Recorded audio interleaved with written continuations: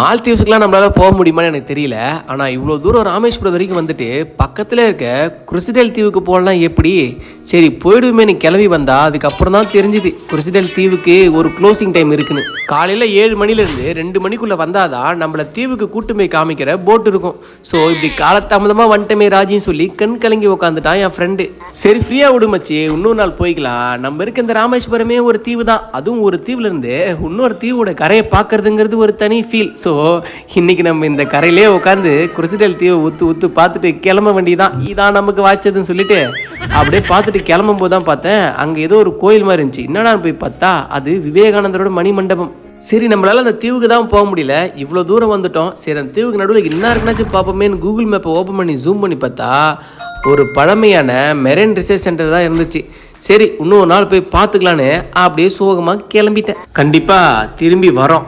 Okay.